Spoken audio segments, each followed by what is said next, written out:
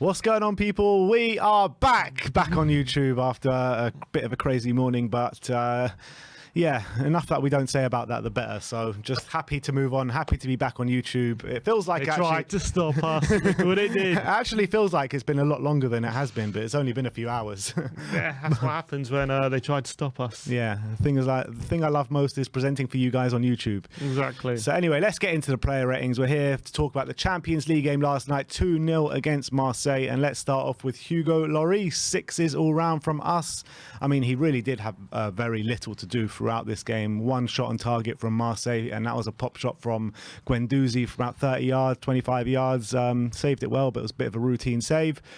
And apart from that, there was just one strange moment when he really should have caught a ball and ended up punching it. But apart from that, there was not much in there from Hugo. Yeah, it was an odd one, wasn't it?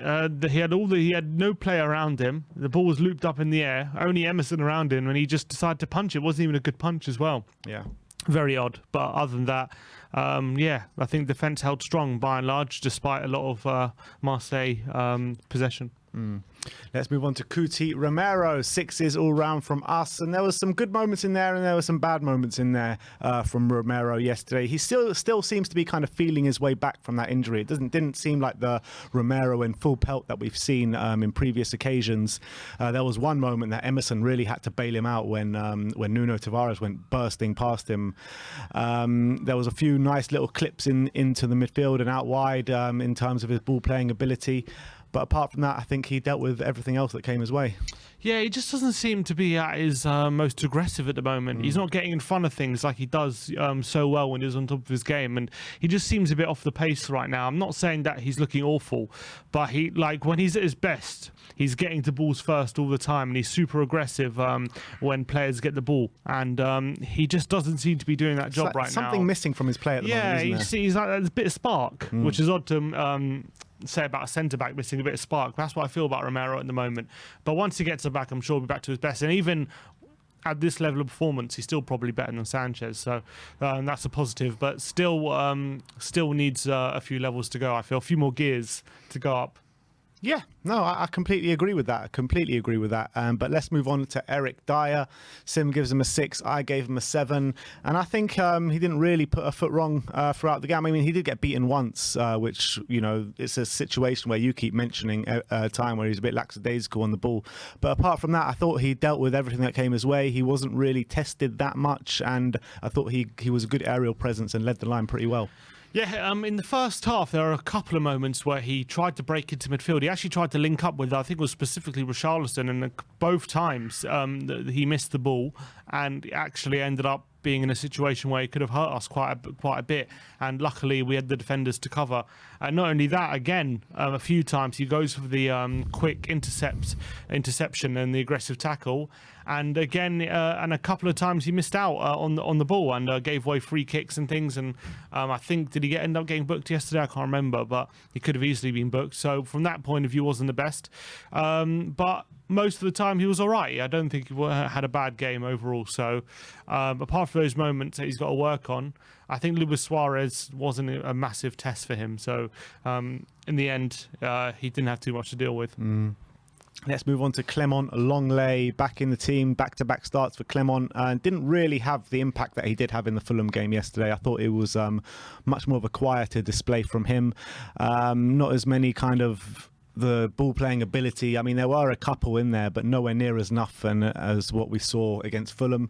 I thought his impact in the game was quite some way below than what he was against Fulham. But I think on a whole, he did slot into that back three pretty well. It does seem like he's been playing there for a while now, to be honest, Longley. But it wasn't great, but wasn't bad. So, I mean, a bit of an average display. Yeah, he had some nice balls in behind to Sonny, and that was positive. But I felt like his passing was a bit less precise in this one, especially in the second half when we were forcing the issue.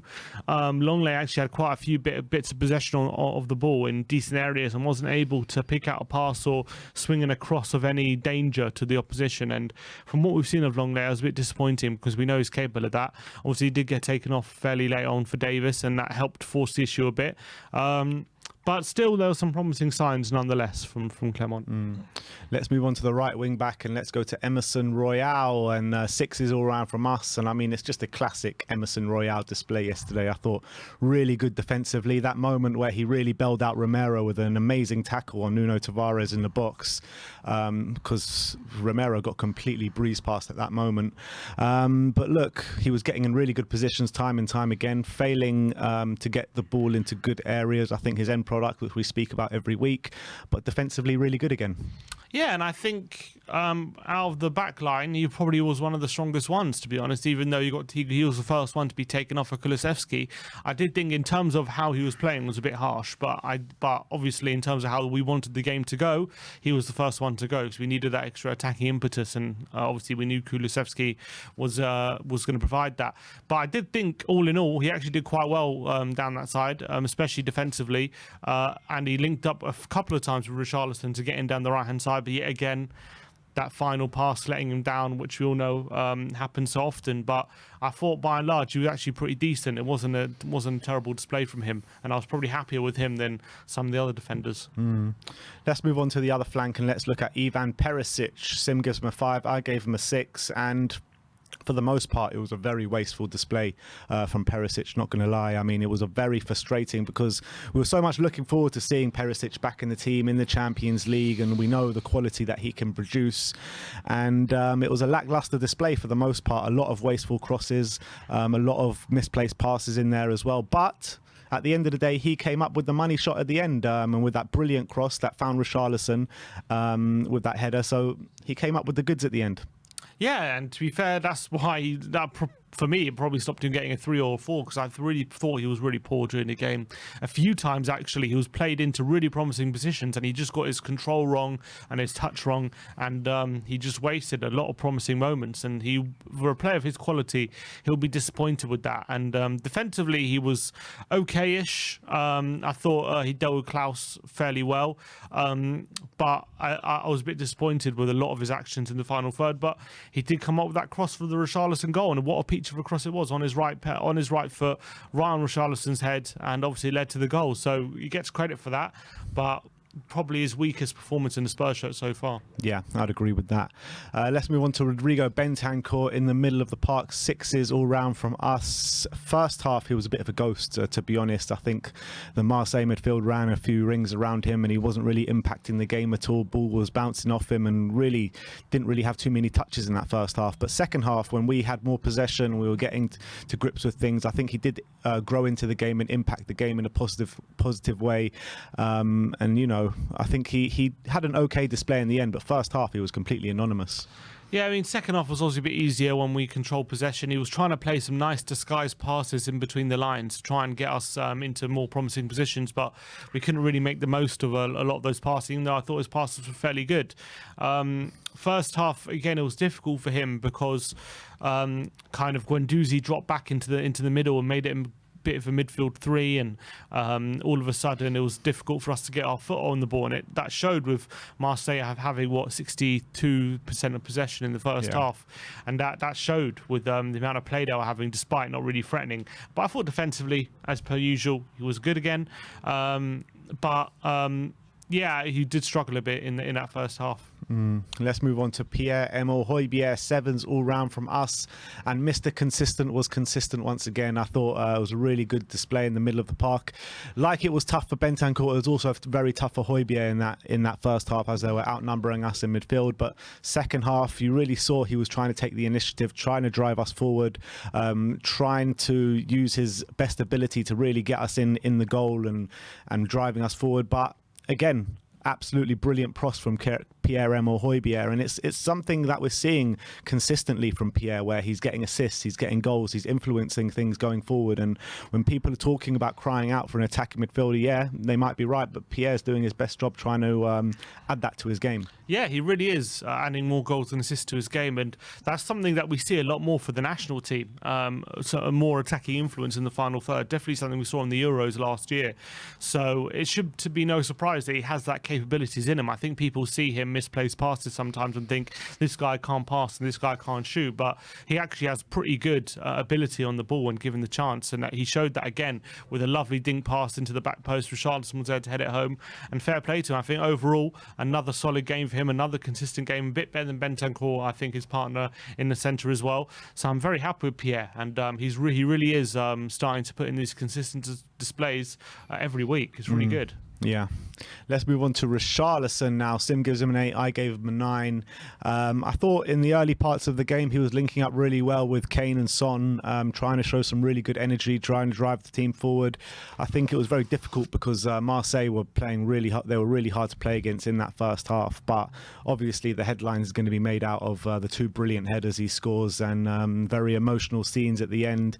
First one with a brilliant cross from Perisic. Second one with an even better cross from Pierre-Emile Højbjerg, and he took it so so clinical to head those 2 goals so close together as well. Yeah, and it's something that he doesn't get enough credit for, his aerial ability, which is something we saw a lot at Everton, and it's also something which I don't think the other attackers apart from Kane probably have in their armoury as well as he does. So that's always something that we should be aiming for when he's on the pitch, when we're having crossing the box. It just gives us another option when we're crossing, which is really helpful.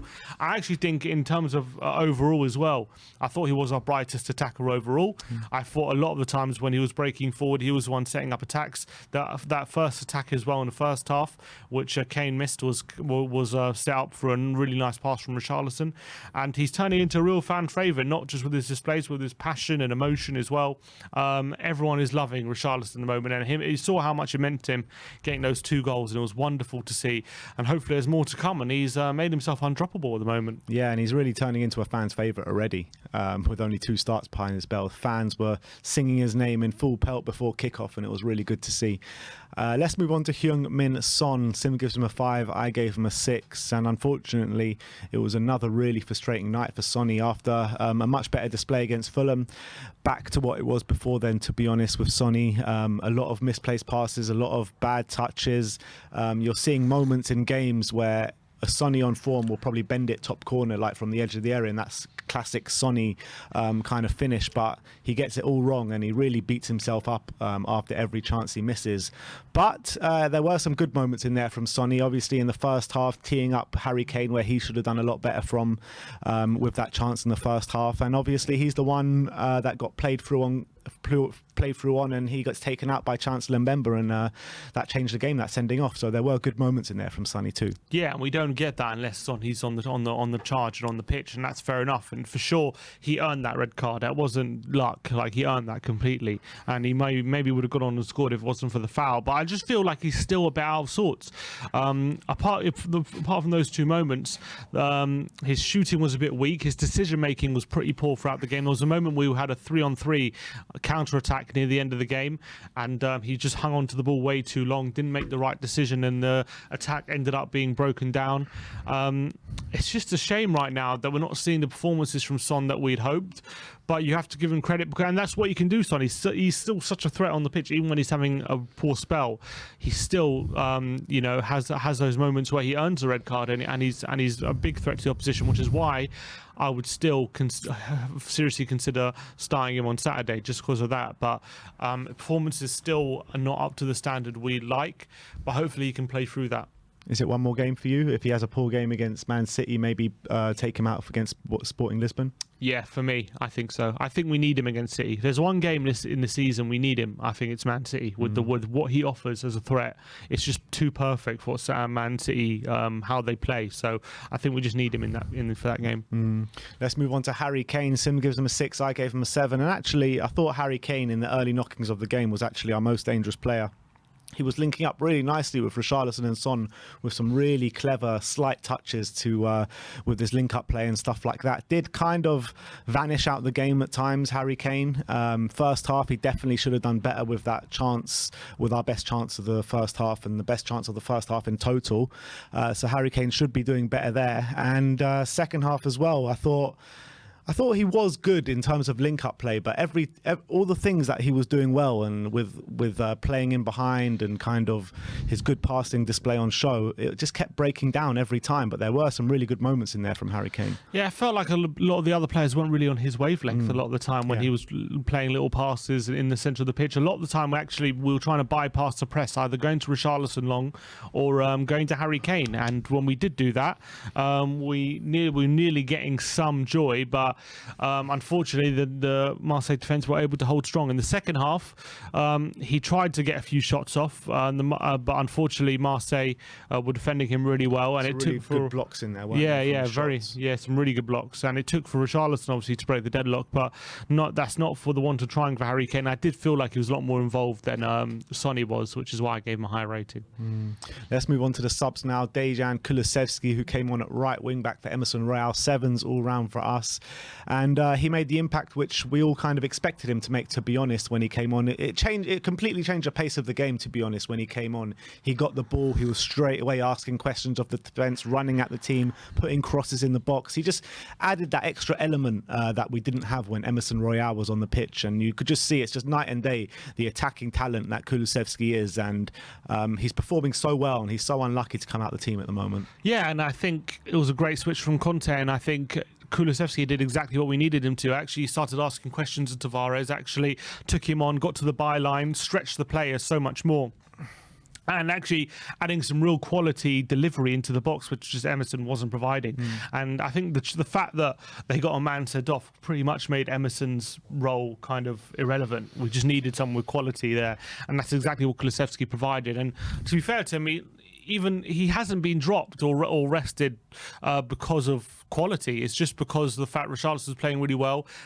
He needed maybe to take him out to give Richarlison a start, and Richarlison's playing really, really well. So it's really unfortunate right now that Kulusevski is not in the starting 11. I'm sure he'll get back in at some point, but right now he's restricted to cameo performances, but he's doing really well with those cameo performances right now. So all credit to him, and another good one on Wednesday night. Yeah, and exactly. And when players come out the team, this is the way you want them to respond as well. Not that he wasn't doing this beforehand. He was very unlucky not to be on the bench, but he's responding in the completely correct way with the right mentality and the right attitude, which we love to see. Let's finish off with Antonio Conte, 7s all round from us. You got to say, we're 3 points in the first game in the Champions League. Got to be happy with. I think that the performances are starting to worry me in the first half, because again, it wasn't good enough in that first half. Marseille made it really difficult for us, and we didn't really have an answer to them apart from that one chance that we had with Sonny and Kane. Having said that, it did get a lot better in the second half as well, but that was helped by the red card, and who knows what would happen if that red card didn't happen.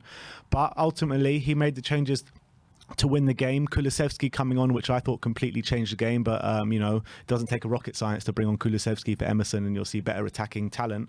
And then at 0-0, he brings on Davis and Tanganga with 20 minutes to go, and the whole stadium's like, what the hell is going on? But within a few minutes, we've taken the lead and we won the game. So I think that he used squad rotation well, getting Longley and Romero rest with 20 minutes to go. Romero looks like he could do with the rest, and we won the game, so you got to give him credit.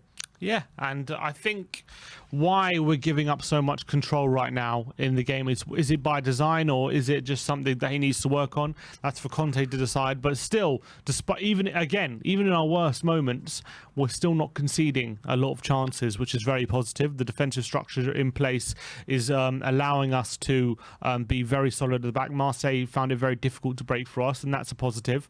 For however bad we were in the first half, we've probably still created the best chance through Harry Kane. So there's something to say for that. And again, we upped it in the second half, and even though the red card helped us, the fact that we got into that position was a tactical tweak from Antonio Conte, which bore fruit pretty much straight away. Obviously, he made the changes that were necessary to win the game, which we needed when we really needed to force the issue. And I think those changes at the back line, Tanganga and Davis, people will laugh at them at the time, but I think what it allows us to do is push even further forward when we got fresher legs at the back line, which means we don't need to keep tracking back all the time. We can have more trust there, which allows us to throw a bit more caution to wing in the front line, and maybe that helped us get the goal. So I think he managed the game well in the end. We got the win. He just needs to work on why why we're giving up so much control early in the games, and why that keeps happening, or maybe it's just by design, and maybe this is what sometimes a Conte team can look like this occasionally. Obviously, it's great when it's free flowing, but sometimes this is what it looks like. So, not sure if it's something we have to get used to or something we have to be worried about. I'm still undecided about it, but look, we got the win, and I think Conte deserves credit for it. But what's great about this season is that however bad we've looked in stages, we're always so difficult to beat and so difficult to create chances against. And how many big saves has Lloris actually made this season? Not many. Yeah, exactly. You know what I mean? So that's a really positive sign when, even if we're playing badly, it's really difficult to beat us. So you got to say credit to Conte on that one with the structure of the team. But that is our player ratings for the 2-0 win in the first Champions League game of the group stage at the Tottenham Hotspur Stadium last night. Thank you everyone for watching. Let me know your ratings in the comment section below. Like, subscribe and comment. And as always, come on you Spurs.